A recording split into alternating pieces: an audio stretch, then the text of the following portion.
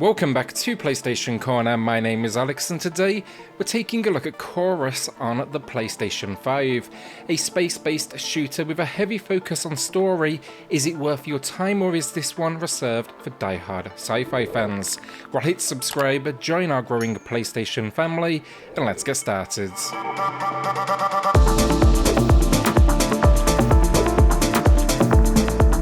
So story, and you'll be taking on the role of Nara. She's on a quest to both defend the resistance from and defeat a cult that created her. She escaped their clutches and now sets her sights on aiding those around this star system. Essentially, it's the good old they want to take control of everyone and you are standing in their way. What surprised me though is this isn't just a setup and after war you go kind of thing. Story is actually constantly present throughout, whether it's meeting those that fight alongside you or even against you, including other factions, vices almost inside your head, and future tech. It's good stuff. I really didn't expect a huge amount from story, and it's what kept me engaged the most. Good characters, it feeds you the story at this almost perfect pace, and you will absolutely want to learn more. It even has side quests then that further develop the world and its occupants. So gameplay in Chorus, it's a third-person space shooter. You'll spend the whole experience behind the sentient spaceship Forsaken. There is no on-foot exploration or anything else of that kind. You can, however, dock with different bases and communicate with those around you via radio communication. I was a little bit worried going in that the story would lack weight or personality, but thanks to constant world building, it wasn't an issue at all.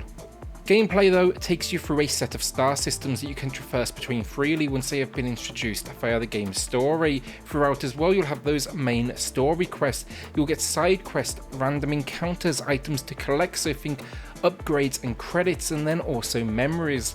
These are brief moments that give you more on Nara's backstory. Throughout though, it's not simply moving from mission to mission, but rather upgrading your ship and Nara along the way. The ship, you'll find a few options: ship structure, weapons, and then modifications. Think of it almost like a skill tree where you can continuously evolve your ability using credits collected on your journey, and that can be everything from defensive to offensive measures, with progression through the campaign as well. Diving in here will be absolutely necessary for success. Nara's abilities then, it seems that she's kind of like this evolved being of sorts. It's all tied to a powerful force and then also this internal dialogue. Your first ability allows you to scan the environment, uncover secrets, targets and so on.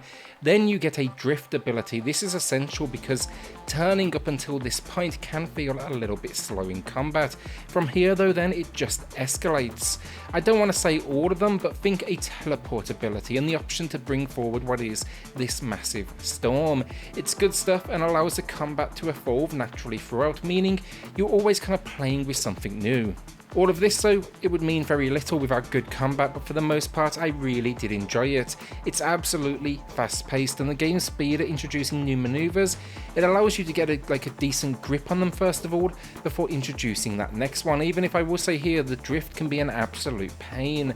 The controls though, they're almost twin stick. The left stick actually controls acceleration, right controls direction. You can also then barrel roll to avoid incoming fire with a tap of the left stick, left or right. You can boost with the left trigger, and then you can use a sublight drive for faster speeds across longer journeys. Outside of that then, of course, you get instant access to all of the abilities.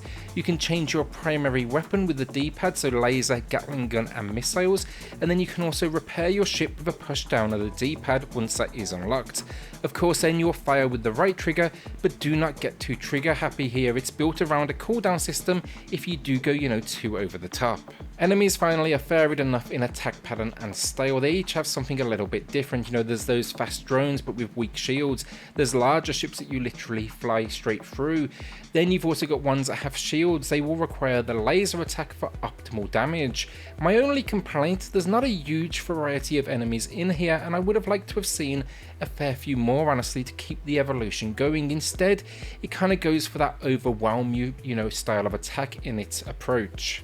Outside of that though, the locations are great to explore, from more barren locations to asteroid fields and labs and yeah, all sorts. It's got a nice balance of wide open and enclosed to explore, even if on occasion it may get maybe a little bit too tight given the pace and turning ability of your ship. That would really be my main complaint though, and actual request for the game. I wish the Forsaken ship that we control had more in the way of turning ability. Because of the way the game was created with twin stick in mind, the ship auto-rotates to the horizon if left alone or with a quick tap of the right trigger. You can't rotate naturally to say fly on your side through a small gap or maybe, a fade incoming fire. You can't even quickly pull off a U-turn, and I think that would have greatly helped the gameplay feel a little bit more intense and urgent. On that note as well, it was rare, but I did try to squeeze through a few small gaps in this world. It wasn't often, the ship could definitely fit there, but I was greeted with invisible walls that did obviously damage. As I say, extremely rare, but overall the ship's movement just wasn't perhaps as flexible as I had hoped. Even when it introduces that drift maneuver, it's going to take some practice, that one as well, but I think giving us more speed, U-turns, the ability to turn sideways, it would all build into our evasive maneuvers as well, and that makes for typically a very cool experience. Overall though, for gameplay, I love sci-fi and I found a lot to like still. Once I got my head around the restrictions of the game and the Forsaken's movement ability, it was hard not to be impressed with the battles and the natural progression of the game slowly introducing these new mechanics, especially as it was all topped off then with a surprisingly entertaining story that is absolutely at the forefront of the action at all times. It definitely helps put more weight behind the actions you are taking. So graphics, and I was impressed. On the PS5 I thought it looked fantastic. The ship has this great look to it and animation, so it's constantly moving.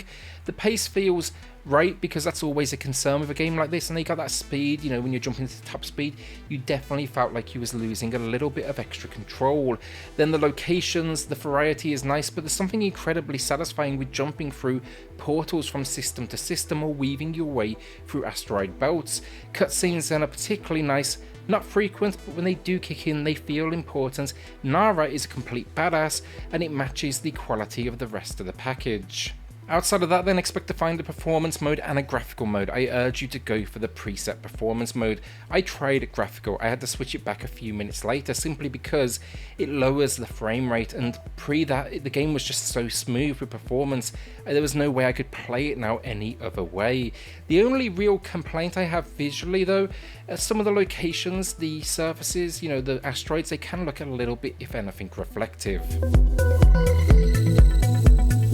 Audio finally, and great stuff. We get epic orchestral scores that do not disappoint. It almost gives me Battlestar Galactica vibes with its music, which is absolutely a compliment. Perhaps one of the best sci-fi TV scores out there. It just matches the tonality of the gameplay so well, from the all-out action to the calm before the storm. Sound effects then, the weapons carry weight, explosions will absolutely fill your speakers if they're at the right distance, and the voice acting throughout, it's all voice acted to a decent quality. So the final verdict and chorus, for sure, it makes some decisions I wish we didn't see, like an inability to control a natural roll of the ship or the ability to pull off a quick U-turn, but once I got my head around its restrictions, I found a lot to like. A space shooter that puts a heavy focus on all-out action, but then reinforces it with side missions, RPG elements, so upgrades, items, all that good stuff, and finally, the biggest bit, a story that I really did enjoy. A warrior that's rebelling against the cult that created her while answering for the mistakes you made. You're also then going to be getting to know those around you. It's impressive stuff, and I'm happy to give this one a recommendation. A great 8 out of 10 from me, and Space Combat fans, you should absolutely be coming here and taking a look. It's been a long time coming, this one, but I'm happy to say they have delivered. Will you be picking up Chorus then, or holding onto that cash? With that then, hit subscribe, join our growing PlayStation family, and I'll see you all on the next video. Thanks everyone.